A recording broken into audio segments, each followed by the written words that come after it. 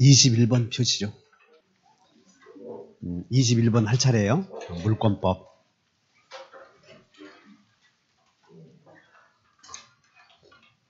등기를 해야, 이거 한 문제 꼭 나온다고. 등기를 해야 안 해야 되느냐. 일단 등기를 해야 하는 경우는 두 개, 법률 행위와 취득, 시효 이렇게. 그래서 행위와 시효는, 행시는 등기해야 기본적으로. 근데 법률 행위라도 등기 안 해야 되는 경우도 있었지. 법률 행위라도 취소, 해제 동생들, 그리고 지역권 양도는 하도 많이 해서, 취소 해제도 하도 많이 해서, 그 다음에 재단법인 설립행위는 등기, 법률행위라도. 재단법인 설립행위는 상대방 없는 단독행위거든. 그래도 등기, 법률행위 해야 되지만 예외적으로 안 해도 된다는 거예요. 이렇게. 취득시효는 법률 규정이지만 등기해야. 1번.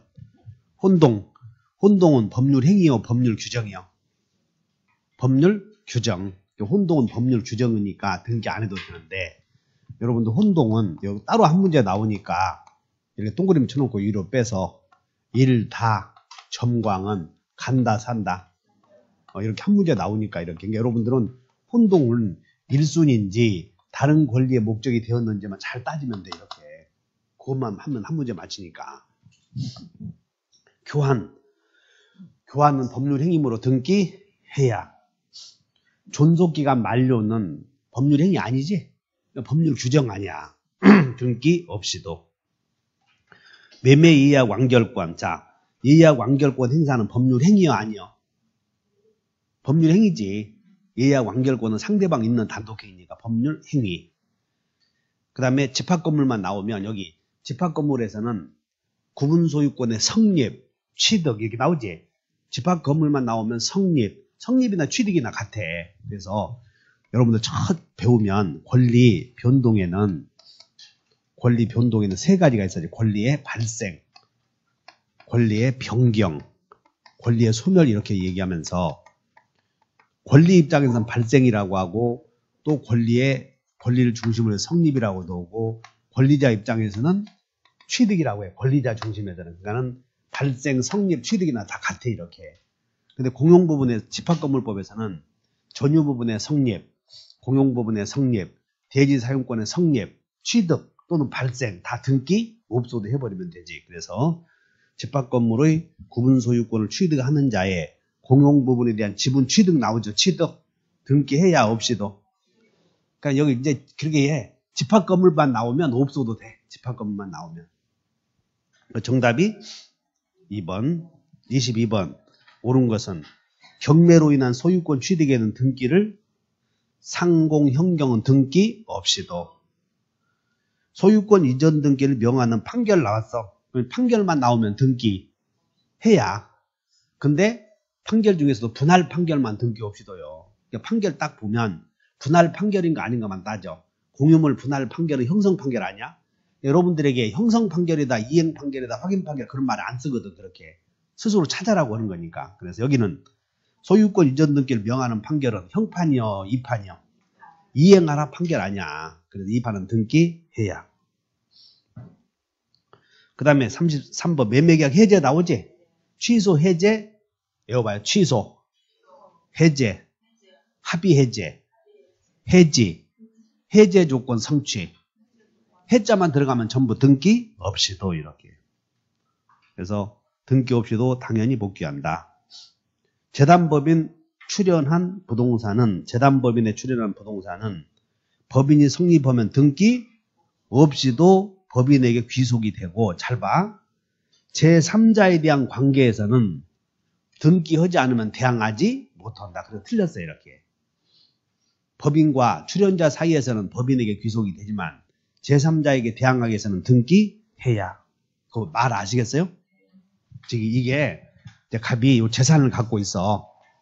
이것을 한국야구장학재단을 만들고자 한다. 이게 갑이 재산을 출연해서. 그래서 정관을 작성해서 재단법인 설립 등기를 마치면 법인, 한국야구장학재단 명의로 등기 안 해도 넘어갔다 그 말이야 이게. 근데 이런 상태인데 갑이 죽었어 사망. 그러면 사망하면 상속인이 있겠어 없겠어? 그러면 상속인은 등기 없이도 소유권 취득하잖아. 그래서 상속인이 이렇게 병에게 팔아버렸다는 거예요 지금. 지금 누구 명의로 돼 있냐면 출연자 명의로 돼 있어. 그러면 출연자가 야구장학재단을 만들면 등기해야 없이도 한국야구장학재단 소속이 된 거예요. 지금 등기 없어도. 근데 죽었어. 상속 등기 안 해도 넘어가지. 그래서 상속인이 이렇게 팔았다고. 등기했다고. 누구 것이야? 재단 것이요, 제3자 것이요. 그래서 당사자 사이에서는 출연자와 법인 사이에서는 등기 없이도 법인 것이지만 법인에게 등기하지 않으면 제3자에게는 대항하지 못한다. 제3자가 돼버린 거예요 이렇게. 그런 사정을 좀 이해해 놓으시면 돼. 그래서 제3자의 관계에서는 등기해야. 그 다음에 5번 부동산에 관한 취득쇼가 완성되면 등기 없이 등기하여야 해야. 23번 다음 중 성질이 다른 하나는 법정 지상권자로부터 건물을 양수한 자, 밑줄 그으셔봐. 양수한 자. 법정 지상권자로부터 이제 오늘은 법정 지상권자로부터 건물을 양수, 누구누구의 지위를 이렇게 알고 가. 지위. 첫째, 법정 지상권자로부터 건물을 양수한 자는, 여러분들 나는 오늘은 워밍업을 하고 내년에 착실하게 시작해야 되겠다 이렇게 하지 말고 오늘 이것만 잘 알아도 합격해버려. 진짜 합격하니까 잘 알아들어. 그래서 나는 올해는 이렇게 하고 내년에는 착실히 교회 가서 기도하고 시작해야 되겠다 하지 마시고, 법지로부터 건물을 양수한 자는 점유할 권리가 있어. 점유할 권리. 그러면 점유할 권리는 버틸 권리가 있으니까 점유할 권리가 있다고 이렇게 나오면 소유자는 이 사람에게 물부손 있냐 없냐 이렇게 의도적으로 생각을 해줘야 된다고. 점유할 권리가 있으면. 그래서 이렇게 갑이 토지 건물 갖고 있다가 건물만 을에게 팔고 다시 을이 건물을 병에게 팔아서 요 사람. 그럼 토지 소유자는 법정 지상권자로부터 건물을 산 사람에게 물부손 중에 뭐만 있다고 그랬어? 부만 있다고 그랬지. 요게.